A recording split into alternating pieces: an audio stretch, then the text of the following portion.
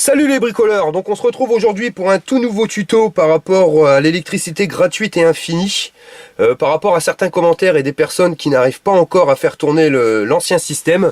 On arrive sur un tout nouveau système qui sera beaucoup plus simple à faire fonctionner.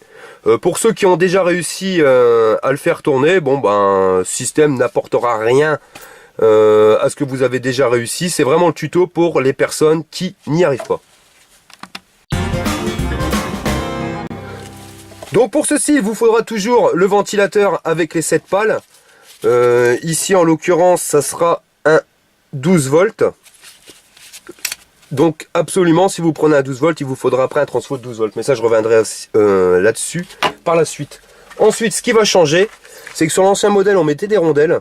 Donc là, j'ai exploité un nouveau système qui est beaucoup plus simple. C'est-à-dire, vous allez prendre des magnettes, des simples magnettes pour accrocher sur les frigidaires. Donc vous voyez, j'ai payé ça 1 €.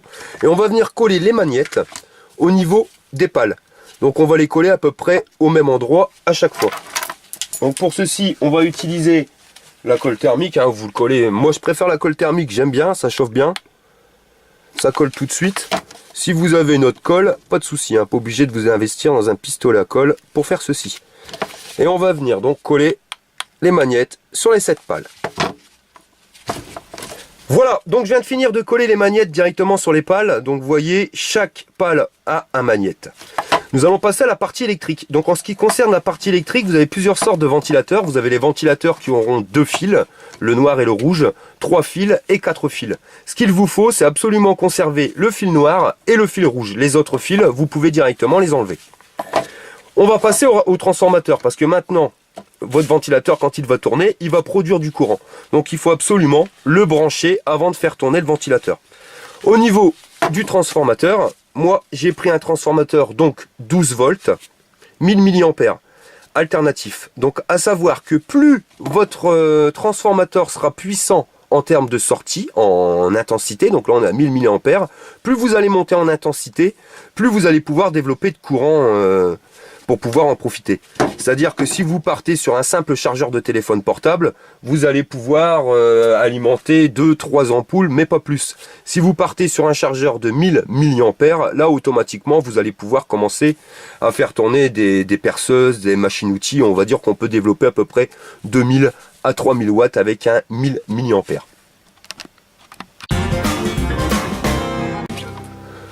Votre transformateur, vous allez le raccorder directement à une multiprise.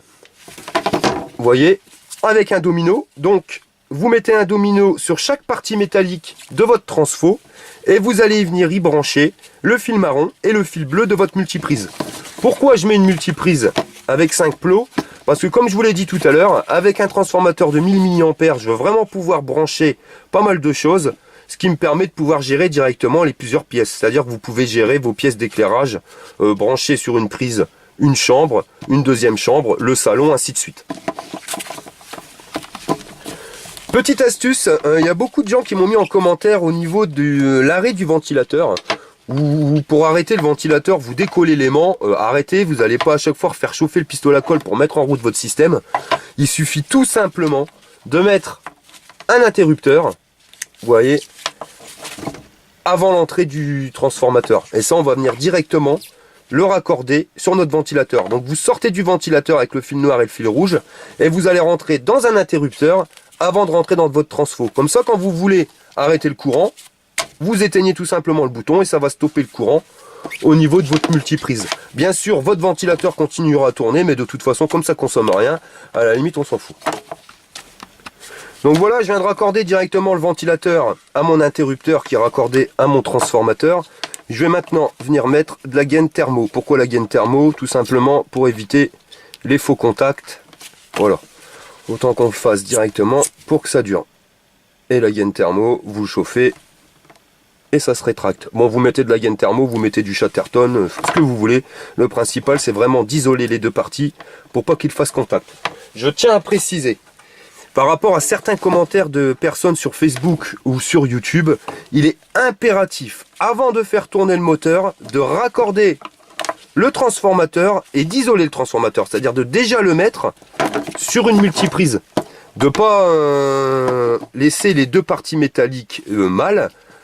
sans isolation. Pourquoi? Parce qu'à partir du moment où vous allez faire tourner votre moteur, là il va produire du courant. Et après vous risquez de prendre un coup de jus. Donc il y a toutes les personnes qui malheureusement m'ont mis en commentaire comme quoi s'était pris un coup de jus quand le moteur s'était mis en route. Si vous regardez bien les premières vidéos, je le stipule bien, donc c'est pour ça que je le mentionne à nouveau. Faites attention, isolez bien la partie électrique avant de faire tourner le moteur pour votre sécurité. Nous allons donc passer au collage des aimants sur le côté du ventilateur pour pouvoir donc créer un champ magnétique afin de faire tourner ce dit ventilateur. Donc sur les anciens modèles, on tournait directement avec des rondelles. Là on va changer, on va faire du magnétisme contre du magnétisme. C'est pour ça que ça sera beaucoup plus simple. Donc on va reprendre 3 magnettes, voyez, identiques à ceux qu'on aura collés sur la pale. Et là par contre c'est incontournable, un aimant donc de disque dur, voyez, qui sera comme ceci, vous voyez, qui aura une forme un peu incurvée. Donc pourquoi? Vous allez observer, il y a un côté voilà qui attire et un côté qui repousse. Donc là le côté qui repousse et là le côté qui attire. Et c'est grâce à cet aimant là qu'on va créer une rotation. Vous voyez, quand la pale va arriver d'un côté, elle va être attirée. Et quand elle va arriver de l'autre côté, elle va être repoussée. Pourquoi elle ne reste pas collée directement sur l'aimant? Ça va être le rôle des 3 autres aimants qui vont permettre au ventilateur d'avoir assez de force pour pouvoir se dégager de la force d'attraction. Et après, va être repoussé et à nouveau attiré. Nous allons passer à la phase de collage. Donc pour coller vos aimants, vous allez tout simplement positionner, toujours pareil, la colle chaude, n'importe quelle colle que vous avez, sur un des coins et vous positionnez l'aimant au milieu du coin. Vous voyez, de telle manière qu'il soit là. Bon, vous voyez, il commence à le repousser. On va en coller un deuxième à ce niveau-là. Donc vous apprécierez quand même que ça va être beaucoup plus simple au niveau du calage que sur les anciens. Malgré qu'il y a quand même des personnes qui ont réussi sur les anciens, mais je vois que vraiment beaucoup galèrent sur le placement des aimants avec les rondelles. Là vous verrez, c'est beaucoup plus simple. Voilà, donc on enlève tous les fils de pistolet à colle. Vous avez directement, quand vous regardez bien, ici 1, 2, 3 magnettes. Et il ne nous restera plus qu'à positionner celui-ci. Donc celui-ci, vous le positionnez dans un sens ou dans l'autre, c'est exactement pareil. Donc on va s'approcher tout doucement. Ouais, alors on va commencer à voir la force d'attraction. Alors attendez, je vais l'approcher de plus en plus. Et voilà. Quand je le retire, ça s'arrête. Très simplement.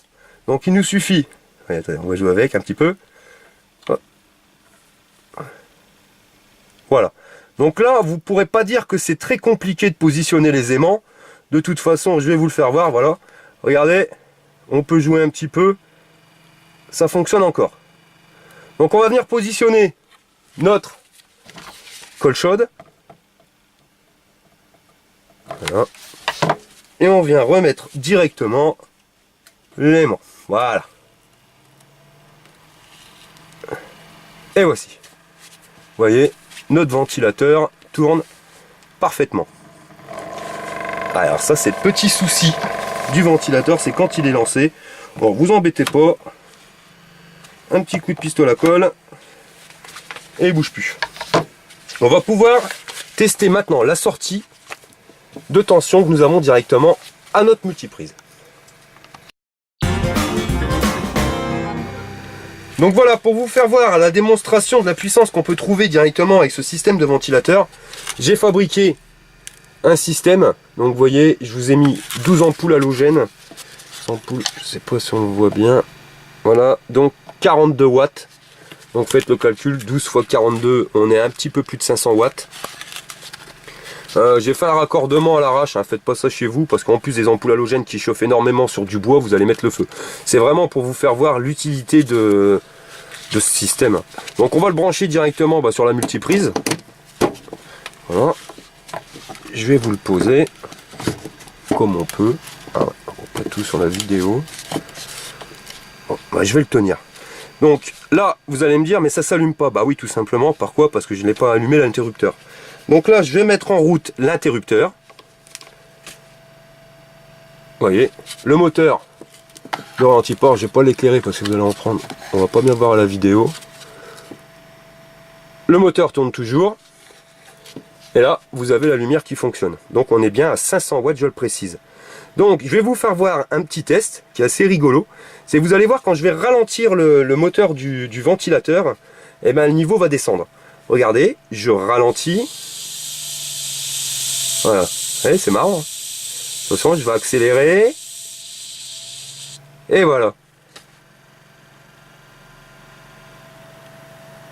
Donc système fonctionne. Là vous avez vu, je viens de vous brancher 500 watts de lumière. Et je vais rajouter. Donc là on est sur un décapeur thermique. Décapeur thermique 2000 watts.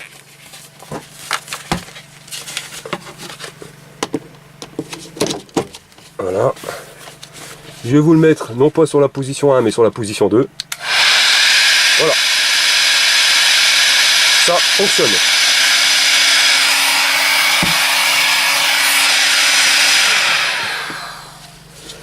Donc j'ai eu sur internet des personnes qui m'ont dit oui mais ce système n'est pas infini parce que le magnétisme des aimants c'est garanti 300 ans. Au bout de 300 ans ça ne fonctionne plus. D'accord, excusez-moi, ça sera pas infini, mais ça tiendra, je veux dire, même pas 300 ans, parce qu'il faut être honnête, le moteur avec les aimants vous l'alourdissez, donc les roulements supportent pas trop, on va dire max 4 ans vous devez changer votre ventilateur, quand vous savez le prix que ça vaut, surtout que vous l'avez en récupération, bon bah c'est pas infini, mais ça dure quand même 4 ans quoi. Regardez ce que j'allume 500 watts de lumière. Sans problème, plus un décapeur thermique à 2000 watts, on est à 2500 watts de puissance. Voilà messieurs dames. Donc le nouveau système moteur ICE qui sera beaucoup plus simple à faire fonctionner pour vous au niveau du placement du magnétisme.